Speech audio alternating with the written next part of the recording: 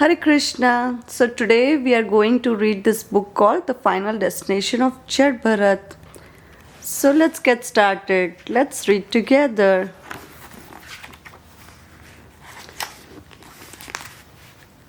In the earlier book, we saw how King Bharat, the great ruler on whose name our country came to be known as Bharatvarsh, became a sage. He became dearly attached to a baby deer and eventually abandoned all his religious duties to look after the deer. As he died at a ripe old age, his last thoughts were that of his beloved deer, and in his next birth, he became a deer himself. The beautiful, graceful deer, none other than the sage Bharat himself, sat by the lake, lost in deep thought. It remembered its past life. Animals are not so advanced as humans in their consciousness, but the deer remembered his past birth because of strict religious practices of its previous life. It thought, I gave up my kingdom and my family to dedicate my life completely to Lord Vishnu. To remember his lotus feet, alas, I got attached to a deer and instead of going to Vaikuntha, returned to the material world as a deer. He left his mother doe at the Kalanjara mountain and went to the forest of Shalagram, to the ashram of Pulatsya and Pulha Munis. He hoped that even as an animal he could benefit spiritually in the company of sages, till one day he died of old age.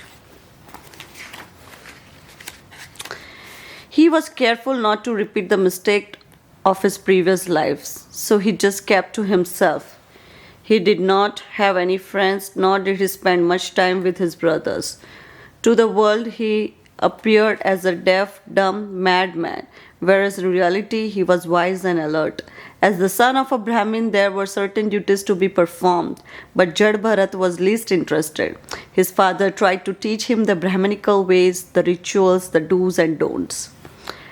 But he deliberately behaved like a complete fool in front of his father and do the exact opposite of what he was taught. Look at me, I am talking to you.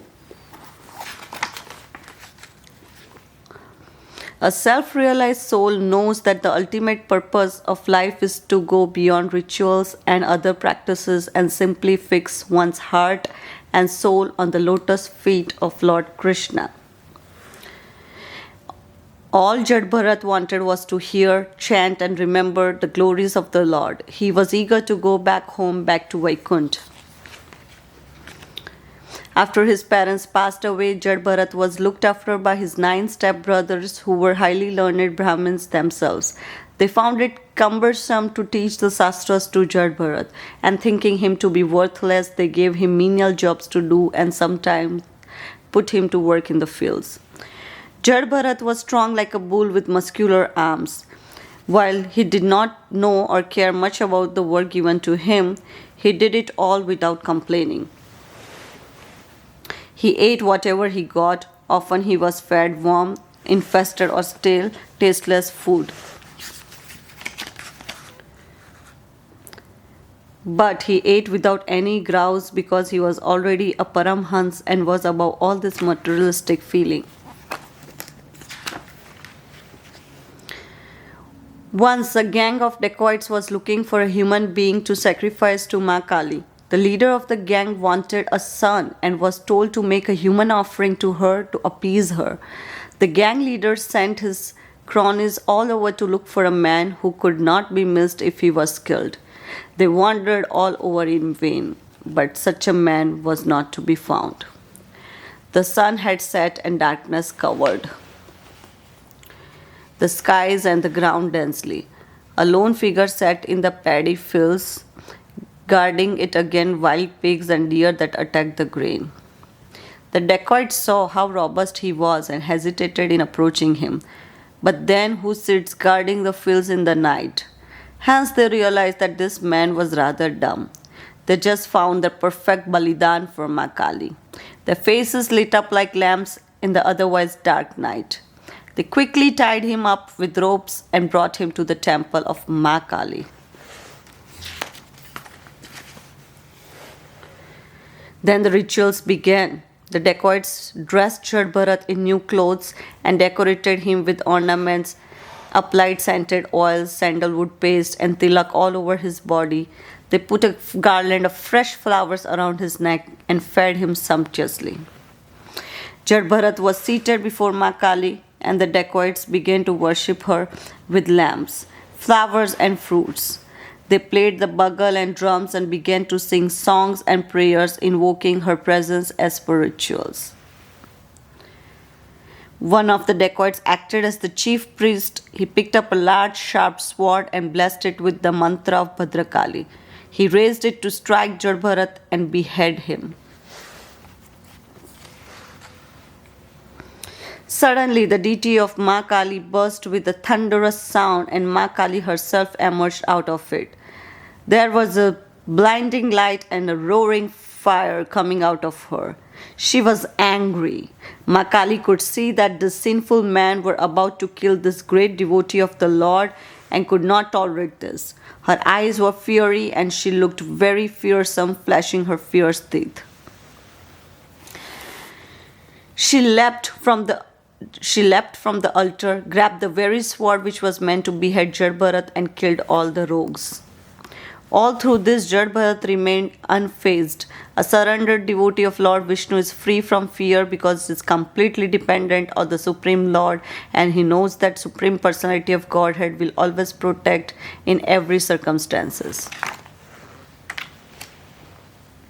In another part of the forest, King Rahugan, the monarch of Sindhu, and Sauvira was on his way to sage Kapila's ashram.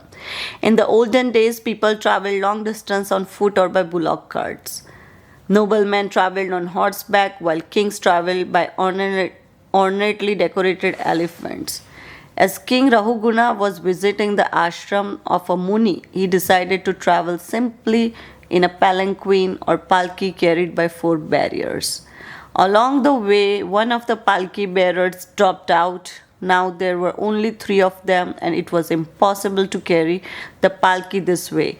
So the 3 bearers set out to look for a 4th carrier for the palanquin. Deep in the forest, at the foot of a tree, sat Jaḍa Bharata. Ma Kali had just saved him from the fierce dacoits.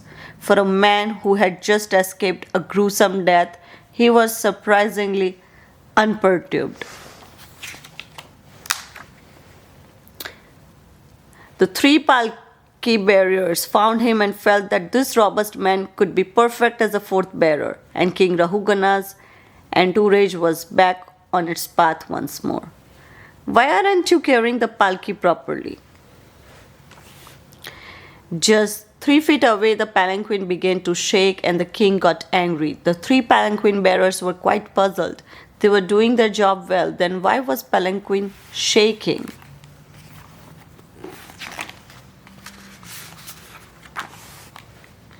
Then they saw why. Jaḍa Bharata was bending every now and then to check whether there were any ants on his path so he could sidestep them and avoid killing them. This action was making the palki go out of balance. He did not want to hurt the tiny ants. He was a pure soul and was compassionate to all living beings. Being afraid of punishments from the king, the other 3 men told him about the queer behavior of a new man. King Rahugun felt it was his right to reprimand someone for not doing his assigned job properly. After all, he was a king. The angry king said to Jaḍa Bharata sarcastically, "You must be very tired. After all, you are so weak and old, and you have been carrying the palanquin since a long time, all by yourself, haven't you?"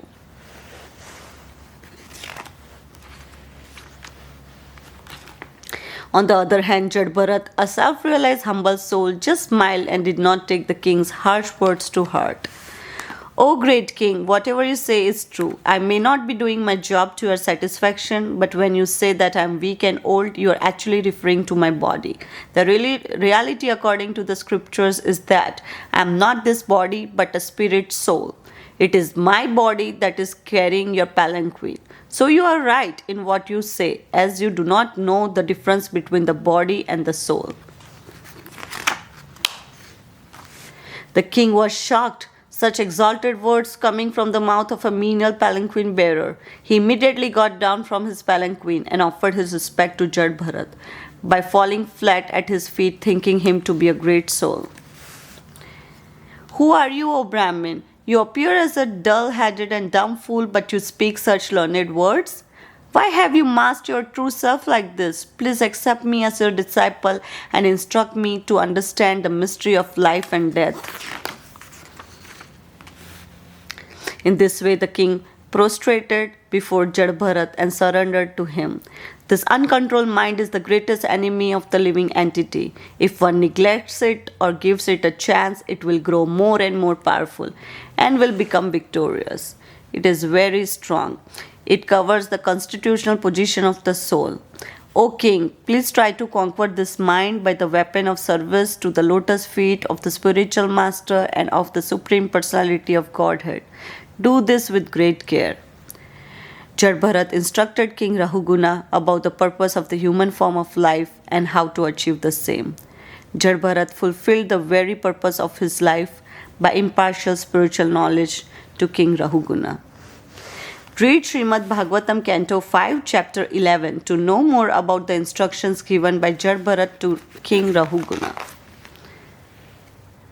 यम यम वापि स्मरण भावम त्यजन्ते अन्ते कलेवरम तम तम एवैति कौन्तेय सदा तद्भाव भविता.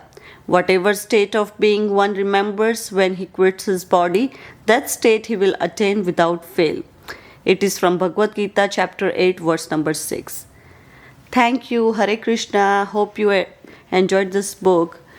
Please consider getting this book. The details are provided in the description, so you can contact that person and get the books. Thank you. Hare Krishna.